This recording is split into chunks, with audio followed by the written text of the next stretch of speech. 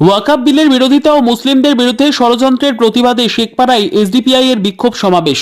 আজ মুর্শিদাবাদ জেলার রানীনগর বিধানসভার শেখপাড়া বাস স্ট্যান্ডে সোশ্যাল ডেমোক্রেটিক পার্টি অফ ইন্ডিয়ার উদ্যোগে এক বিক্ষোভ সমাবেশ অনুষ্ঠিত হয়। সমাবেশে কেন্দ্রীয় সরকারের প্রস্তাবিত ওয়াকআপ বিলের বিরোধিতা করা হয় এবং রাজ্যের শিক্ষা ব্যবস্থা ও মুসলিম সমাজের বিরুদ্ধে ষড়যন্ত্রমূলক কার্যকলাপের তীব্র নিন্দা জানানো হয়। সমাবেশে বক্তব্য রাখতে গিয়ে রাজ্য সাধারণ সম্পাদক হাকিকুল ইসলাম বলেন, ওয়াকআপ সম্পত্তি মুসলিম সমাজের ঐতিহ্য ও অস্তিত্বের সঙ্গে গভীরভাবে জড়িত।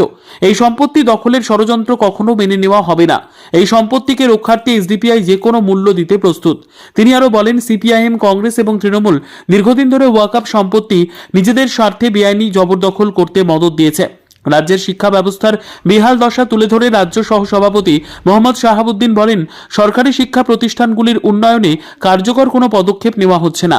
পরিকল্পিতভাবে শিক্ষা ব্যবস্থা কর্পোরেটরদের হাতে তুলে দেওয়া হচ্ছে। জনগণ সচেতন না হলে কিছুদিনের মধ্যেই দেশের 98% মানুষ সর্বক্ষেত্রে কর্পোরেটদের অধীনস্থ হয়ে পড়বে। দক্ষিণ মুর্শিদাবাদ জেলা সভাপতি মাসুদুল ইসলাম বলেন, মাদ্রাসাগুলোকে জঙ্গি তৈরির কেন্দ্র হিসেবে অপপ্রচার এবং মুসলিম যুবকদের ভুয়ো জঙ্গি তকমা দিয়ে গ্রেফতার করার উদ্দেশ্য দেশকে হিন্দু রাষ্ট্রে রূপান্তরিত করার চক্রান্ত। রাজ্য সরকার এই ষড়যন্ত্রের প্রতি নীরব সমর্থন দিচ্ছে। তিনি জানান, শুভেন্দুর সাম্প্রদায়িক বক্তৃতার বিরুদ্ধে কোনো ব্যবস্থা নেওয়া না হলেও এসডিপিআই নেতাদের বিরোধিতার জন্য হয়রানি করা হচ্ছে। মিডিয়ার ভূমিকা নিয়েও উদ্বেগ প্রকাশ করেন ডোমকল ব্লক সভাপতি মিজানুর রহমান। এই সমাবেশে এসডিপিআই নেতৃবৃন্দ ওয়াকআপ বিল বাতিল, শিক্ষা ব্যবস্থার উন্নয়ন এবং মুসলিমদের বিরুদ্ধে ষড়যন্ত্রমূলক কার্যকলাপ বন্ধের দাবি জানান। মিডিয়ায় আরেকটা মাদ্রাসার ছবি দেখে বলা হচ্ছে যে এই যে জঙ্গিদের কারখানা, এইভাবে মিথ্যা খবর দেখে মিথ্যা প্রচার করে এদেশের মানুষকে বিভেদ তৈরি করে দিয়ে মানুষকে অস্থির করে রাখছে। দেশের আজকে মোদী সরকার দেশের উন্নয়নকে স্তব্ধ করে দিয়েছে। দেশের রেল থেকে শুরু করে সমস্ত সম্পদকে বিক্রি করে দিচ্ছে। দেশের চাকরির বেহাল অবস্থা, স্বাস্থ্যের বেহাল অবস্থা, সমস্ত কিছু, দেশের কোন রকম উন্নয়ন নাই। আর সেই জন্য social Democratic party of India যে মেন স্লোগান হচ্ছে খোদা থেকে মুক্তি। দেশের 90 থেকে 89 কোটি মানুষ বর্তমানে দিনের এখনো পর্যন্ত 20 টাকার নিচে ইনকাম করে। এই শেখপাড়া বাজারে যদি একজন নাগরিক একজন ব্যক্তি এসে কোন চায়ের দোকানে যায়, চায়ের দোকানে 20 টাকার চা আর বিস্কুট খাওয়া হবে, তার বেশি কিছু হবে না। টোটো ভাড়াতে বাড়ি যাওয়া যাবে না। এখনো পর্যন্ত আমাদের দেশে 90 থেকে 89 কোটি মানুষ দেশে 20 টাকার নিচে ইনকাম করেন। আপনারা এখানে যারা আছেন তারা সকলে বাজার ঘাটে বিভিন্ন ইস্যুতে যান। কলকাতা থেকে শুরু করে ভারতবর্ষের বিভিন্ন প্রান্তে কাজকর্মে কর্মসূত্রে যান, যে দেখবেন আমাদের শিয়ালদা স্টেশনে দাঁড়িয়ে থাকবেন। আপনি যদি প্যান্ট শার্ট করে ভালো পোশাক পরিধান করে সেখানে একটা খাবার খান, একটা প্লেটে, একটা জায়গা, একটা পাত্রে, সেটা ছুঁড়ে ডাস্টবিনে ফেলে দেন।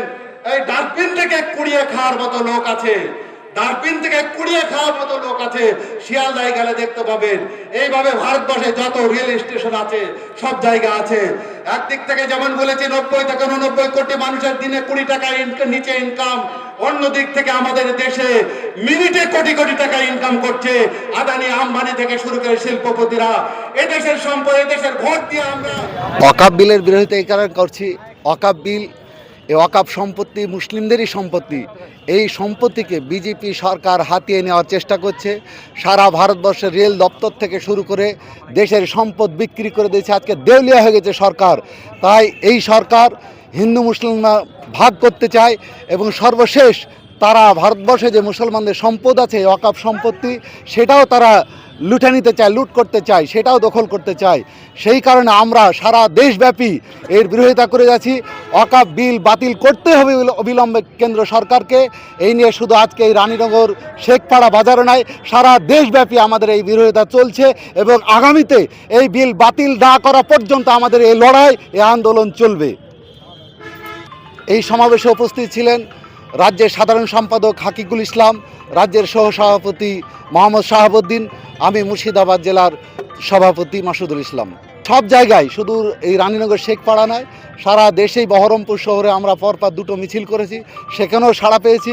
কলকাতায় মিছিল করেছে, সেখানেও সাড়া পেয়েছি। যেখানে আমরা এর প্রতিবাদ করছি, জঙ্গিপুরে করেছি, সেখানেও সাড়া পেয়েছি।